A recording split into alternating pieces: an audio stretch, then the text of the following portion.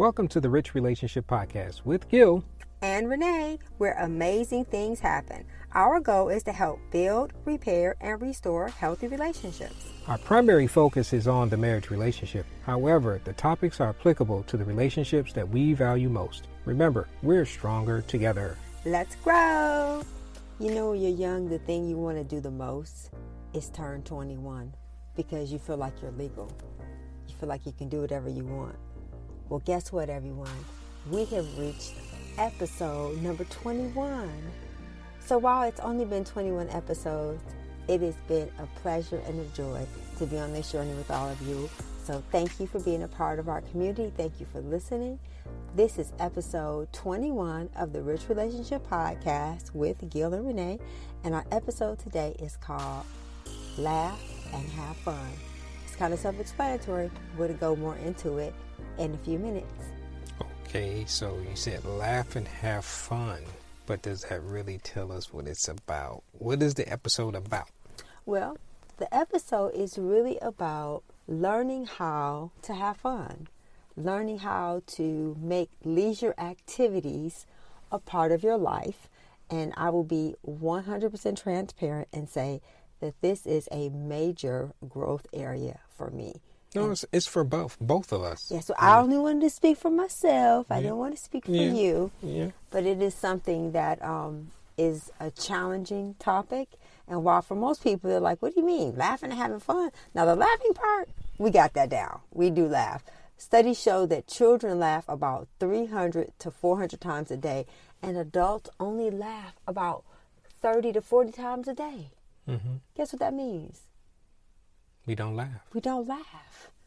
And the Bible says in Proverbs 17:22 that laughter is like medicine. It is good for the soul.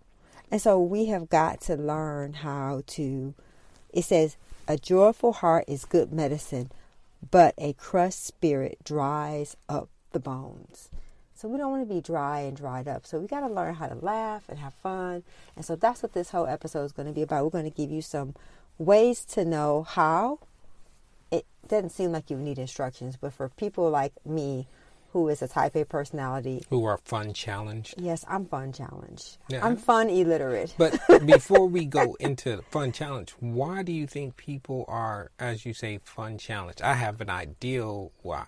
I would say I'm fun challenged, but why would you say you are? Well, I say it all the time, and I'm going to do some more research. I'm the oldest child, and I also had parents who were not very responsible.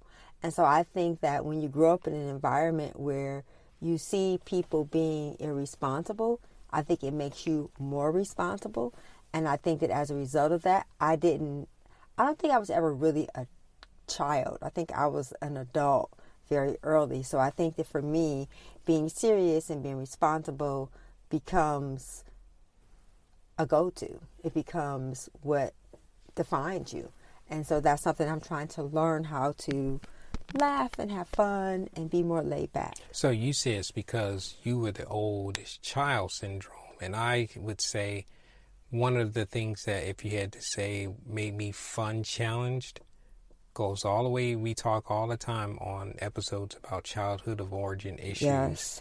And I would say one of mine was, I remember when my mom and dad got divorced, and my dad basically looked at me and said, now you're the man of the house. Right. I think I was about 7 or 8 at the time. Mm-hmm. So I'm thinking, okay. And as a 7 or 8-year-old, you're thinking, your dad tell you to do something, you just do it. Right. And I think looking back on it over the years that I thought about it, and I said, you know what?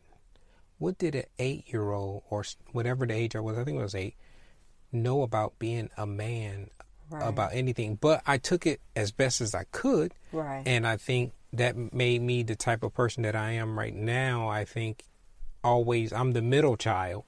And the middle childs are the negotiators, the mediators, and always want to keep the peace and all that kind of stuff. But I would say I'm also slanted towards being responsible. You know, even I'm always, whether it's responsible in vocation and family and those types of things, I try to carry that mantle sometimes when it's not necessary, Right. but it doesn't, it's almost like a button that you can't shut off. Right. And it's something that it's something you have to really be conscious of, and it's something you have to kind of look at it through a different grid, because I think that's one of the things where we are alike. We are both serious and responsible and practical and reasonable, and those are all great qualities, but this is one area where we don't balance each other out.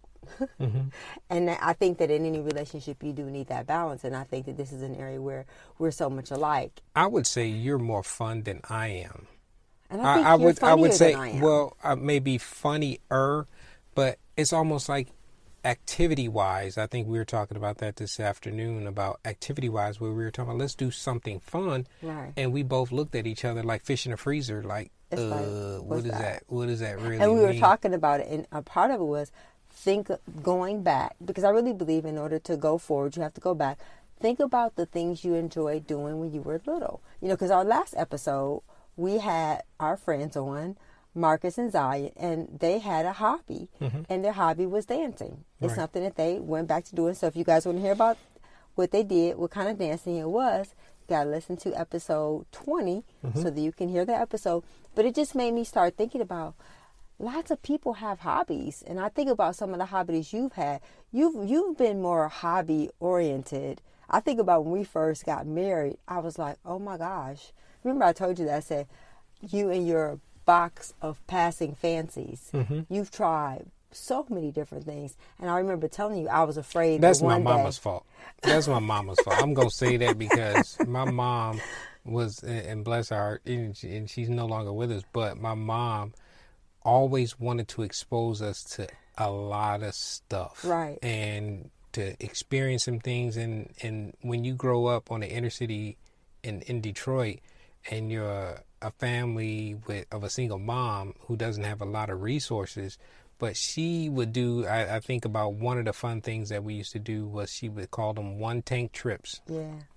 She said, you know what, however far we can go on one tank of gas, that's where we're going. Right. So she would fill up the car, literally, and we would just point in a direction and just go. Right. So I remember little road trips that we would take from Michigan, from Detroit, and you can go east, west, north, south. We went in every single direction. And even if it was something as simple as staying in a hotel overnight, I just thought that was the greatest thing because it was something different. Right. And she showed us a lot of different things, and we went a lot of places. At that time, Canada was wide open, where you could just drive across the bridge and just go over to Canada and I've seen a lot of Canada, Yeah, I did too, because my grandparents, that's where they grocery shop. Right. So, and that was a leisure activity, even as a young age, that even probably to this day, we love road trips. Right, we both do. We'll jump in a car and people look at us like we're crazy because a 5-hour road trip is nothing to us. Yeah, we drove to Atlanta to church every Sunday for 9 months. And that's a 2.5 hour each way drive. So we were driving 4 hours round trip or 5 hours round trip every Sunday for 8 months just to go to church. Yeah. For some people, they're like, y'all are crazy.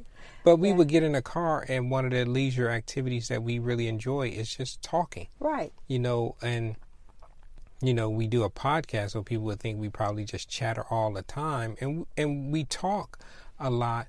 But I think the podcast is just a product of what we have just been talking about for years, and just sharing. And that's what we do. And now is just sharing people like y'all right now in our closet with us while we talking. I miss being in the closet. Last week we were at the table. Yeah. That was different. But now we actually share the things that we've just been talking about. And this is one of those things, all the positive things that we have in our relationship. This is one of those areas that we both would agree that has been challenging for us, in a for real sense, because we can always take on so many different responsibilities, or the issues of life can kind of drown out the fun meter, or even stop you from there's always something to do. Right. And this is something to me when I look at it.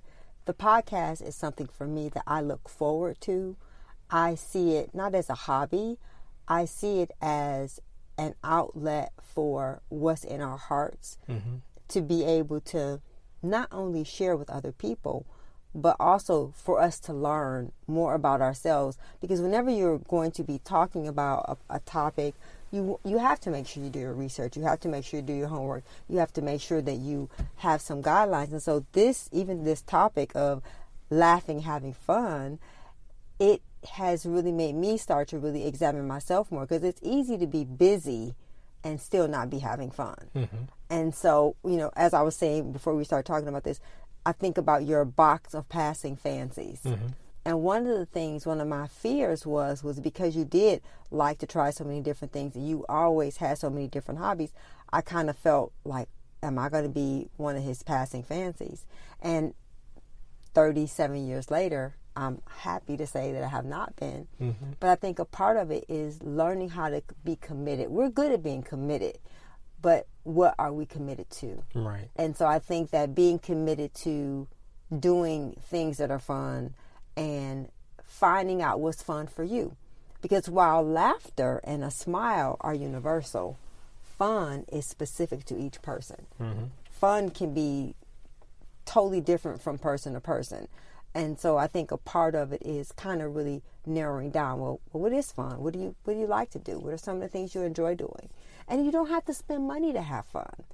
That's one of the things that I think sometimes you think of having fun as spending money. And so we're going to talk about that. Some of the things you can do that are fun that don't cost money. That was one of the things we mentioned earlier, or we talked about earlier, was when you were a kid growing up, you had hobbies or things that you enjoyed doing, like I'll share with you. Like I used to do model cars and stuff like that, and riding my bike in the neighborhood and all those things. And having motorcycles, you got older. Motorcycles and having those things. And I think you have hobbies and activities that you do, and it's based on the resources that you have. Exactly. And at the time, when you were a kid, you think about you broke. Right. You ain't got nothing but your imagination.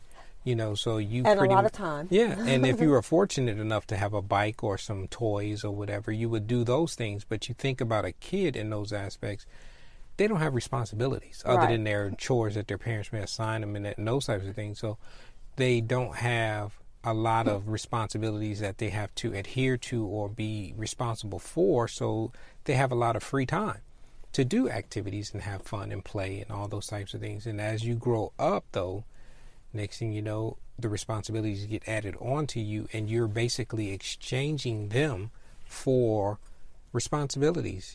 Activities become, I think, the person who is a luxury. The person who is responsible takes those responsibilities to heart, and they don't play and have fun and activities before their things and their responsibilities are taken care of. So you imagine someone, like one of the activities. And we tried it, I remember when we started dating, we go to a club or something. Yeah. And we both kind of looking at each other like, nope. No. Nope. One, maybe it was too cheap. I couldn't understand how much you pay for drinks and those types of things. And you can't hear nobody, and you can't really see in good light. So you don't really know what you're getting if you just meet somebody there. Sometimes they look, as they say, you club beautiful. Right. But you step out into the light, next thing you know, you're like, ooh, what happened? Bring them colored lights back in. Right. So those are some of the activities that you can do, and it's based on resources. So. Right. So as you get older, next thing you know, you don't, or you have the resources to do other things, but now you have the responsibilities that don't give you the time to do the leisure and the activities and to have fun. So that's just something that I thought about as we've been kind of talking about this subject over the past couple of days. It's kind of been on the skirts of underdevelopment as we come into this episode. So that's just something that I thought about when it came to, from our conversation this afternoon. Right. And so if you think about your hobbies that you had when you were little, those, I think a part of the reason why your imagination is so important is because as you develop it, it can become other things. And for me, for years, because I did hair, I really felt like I didn't have to have a hobby because I felt like my career was my hobby. I always felt like I got paid to play. And then when I stopped doing hair, then you're forced with, so what do people do for fun? And so I'm still on that journey to So figure your out. work was fun to That was you. fun to me. I loved doing hair. I enjoyed it. I enjoyed the people. I enjoyed serving them. I enjoyed I enjoyed that it had a beginning, a middle, and an end. I love that about it. And so now that we, Aaron is, 28, and we don't have the same. I don't have the same career anymore. It's discovering what do we like to do. And so I think a part of that is helping people to realize that everything should be a journey, and it has to be something that you talk about and dialogue about. And so this topic of laughing, having fun, where I think that laughter, when the Bible says laughter is good medicine, so many times we don't realize when we, sometimes you'll do it. I notice you do it intentionally. You'll put on something funny because it cleans the air. You cut on praise and worship. All of those are ways. Well, that's not that praise and worship is funny. Well, no, but not the praise and lightens it worship, but praise and worship sets the tone for it to be a more relaxed environment.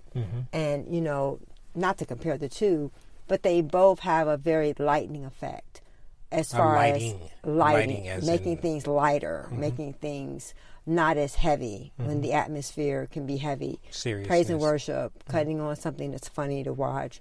And those are some of the things that you have to be intentional about. Just like, having lunch together. Those are things that we do that we enjoy doing. But a part of it is, now that we're going to have more time, what are some of the things we can do? What are some of the ways we can help other couples to discover how and what to do with your leisure time? And what are some healthy, fun ways of spending your leisure time? So one of them I thought about, like I just mentioned already, is we like just driving. We used to, even when we started dating, that's an activity that we both enjoy. I love to drive, but we also love to ride and talk, because when you're in a car with someone and put your phone down, this is before we had phones and cell phones and those types of things, because you can ride with a car full of people and everybody be in their own little world, whether they playing video games or social media or all those things. But put the phone down and just enjoy the ride. Try to find something scenic to see while you're riding, and you'll be amazed at some of the conversations that will come up, because we've had some life-changing and altering conversations just on road trips, and sometimes it seems like the longer the road trip, the more things you can talk about and you're gonna be talking about. And that's one activity that I enjoy, that we are doing, and I think we'll continue to do. But I think we want to add some other things to it. So what is something on your list? Well, we talk about, travel, going to places, because we have been so many different places. Going to places within our own country and seeing things. One of the things that we did, I thought was so much fun. You and I, we went on like a trip where we took the cameras and we actually did like a walking photo shoot. Yep. Charleston, South Carolina. That was so much fun. I enjoyed that. We just grabbed the cameras. We wait till twilight hit, and we just hit the streets, just like you would go out sightseeing. But we were taking pictures of not just South Carolina, downtown South Carolina, but we were just taking pictures and bonding together. Like I was taking pictures of you, you were taking pictures of me, while we were taking pictures of scenery. So photography is one that we've added to our list of activities that we both enjoy. And when I think about even just laughter is so important. I think about one of the scriptures that I love, and it's going to sound strange. James 1 says, "Consider it pure joy when you find yourself in difficult and adverse situations, knowing that it produces patience and perseverance, so you be mature and equipped for every good work." I think one of the things that I have learned to do is, no matter what's going on, always find a way to find joy in it. Not that you are finding joy in something bad, but that you're finding joy in the fact that something good is going to come out of this. And finding a way to, like we talked about a few minutes ago, keeping the mood light. And lots of things, I think about some of the things you can do as far as painting. Painting is a great way to have something to show for your time together. They have all these different types of painting with a twist and things like that, if that's something you enjoy doing. And if you haven't tried it, try it. Right. When that's something we'll maybe try. Yeah. So I think a part of it is just being willing to realize that you have to, just like you have to make time for love, you have to make time for fun. You have to, something that we've done that we enjoy doing is, that you enjoy doing, I enjoy watching you, is bowling. Mm-hmm. That's something that you're really good at. Used to, yeah. And maybe come back to it, Yeah, because I think a part of it is understanding that if there are things that you were interested in when you were younger, some of those things might still be in your heart. One of the things that we used to do that I enjoyed doing was flying kites. Mm-hmm. That was something that you were really into.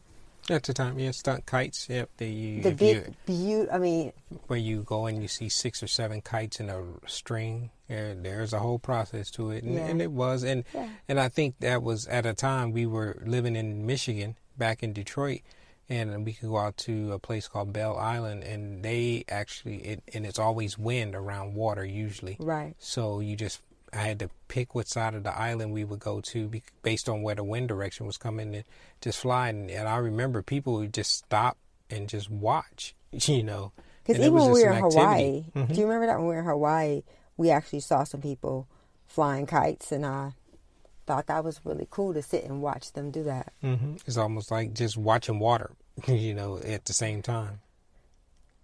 So one of the things is, what are some of the things that you think can be an obstacle to people having fun? I would say the first one is, I believe everything starts in the mind. I think because of, I mentioned it already about responsibilities, we all have responsibilities. We all have things that we got to do, whether it's work and family and friends and those types of things. And you can always talk yourself out of anything as well.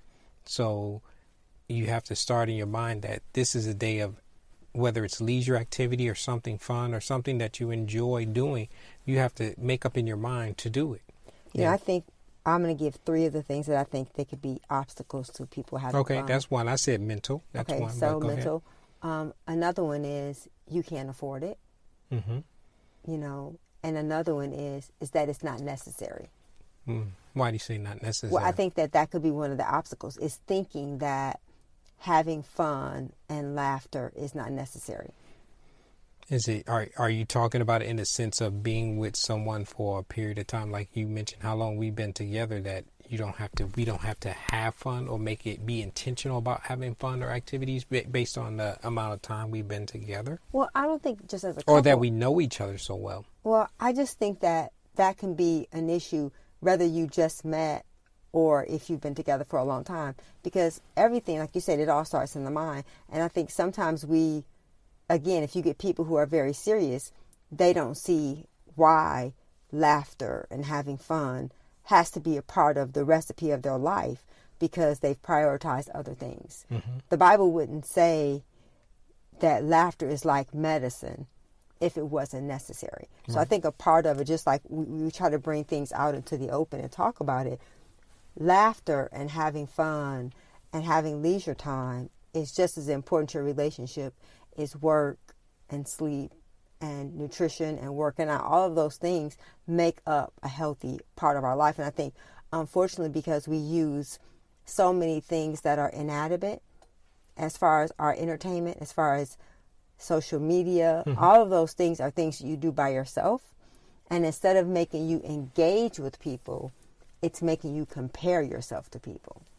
And so that can be another issue with people having fun, because they think, I don't know if you remember the commercial where the young girl was talking about, I'm trying to go check on my parents and see where they are. And they showed the parents out doing they're things. Out, they're in their truck having fun.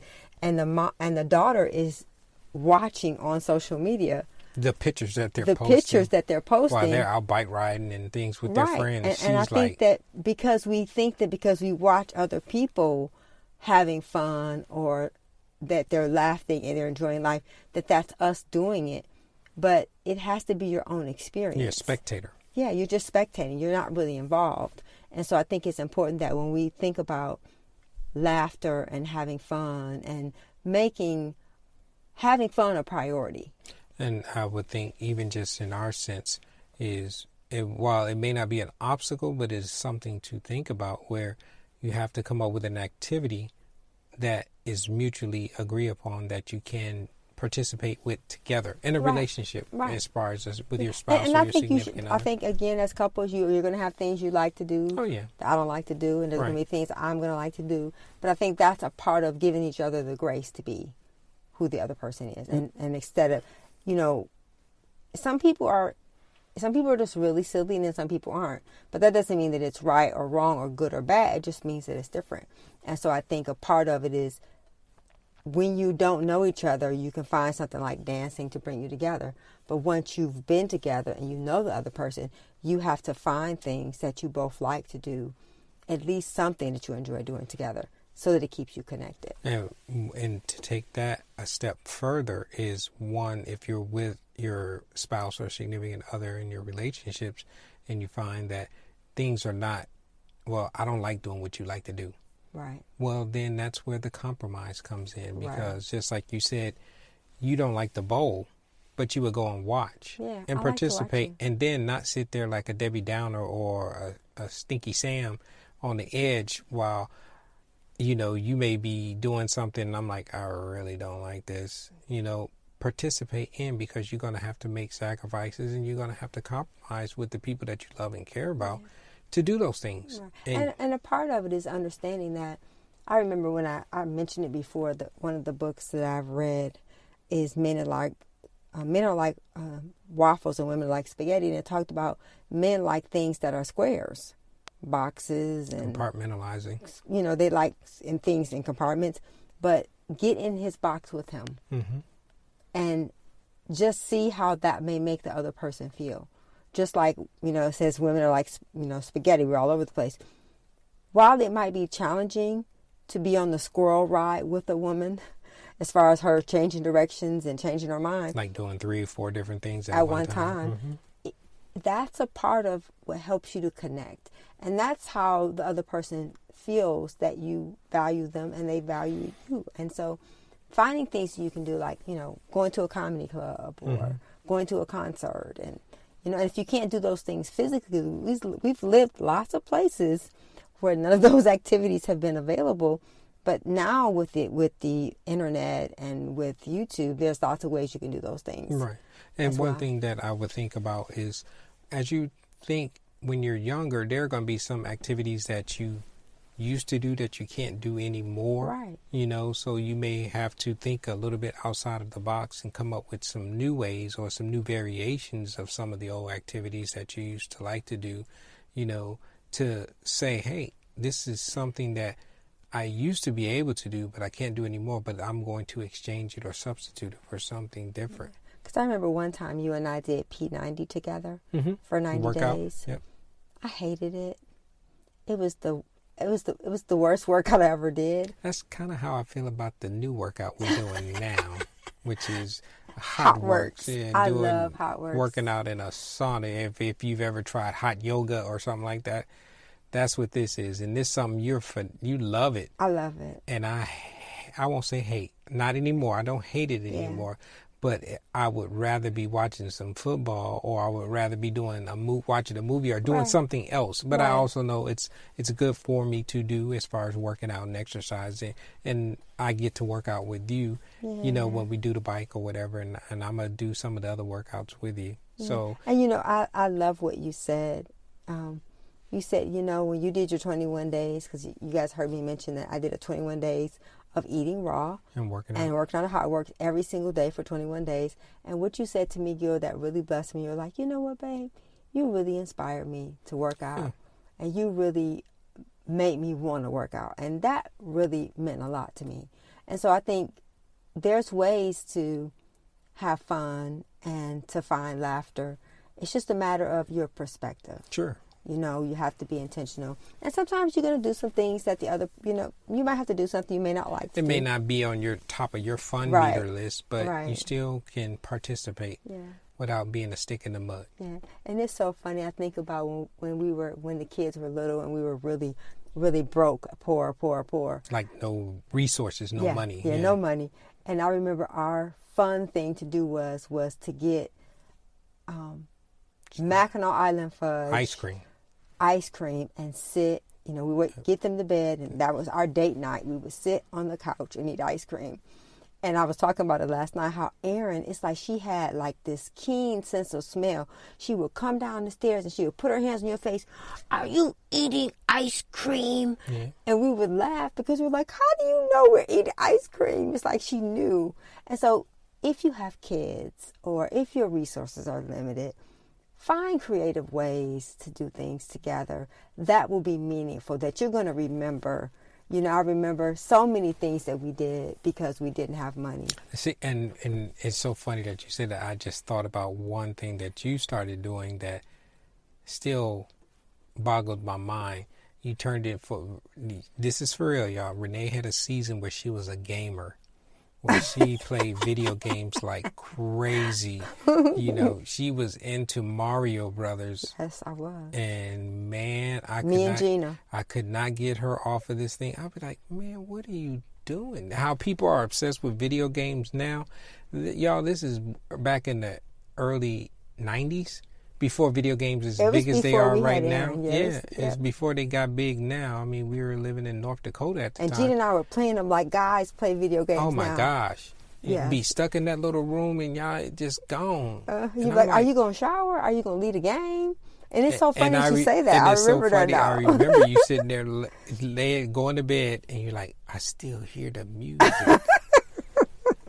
That's what happens when you get a little bit too obsessed with your activities. But that was a leisure time for you, and there was a season where I got into video games a little bit. And sometimes not it's like an escape. I wasn't obsessed. But that was an escape for, But that was a leisure activity that was enjoyable. So that's what I think a part of, is helping us to get to a place where we realize that every single part of your life has a purpose. Mm-hmm.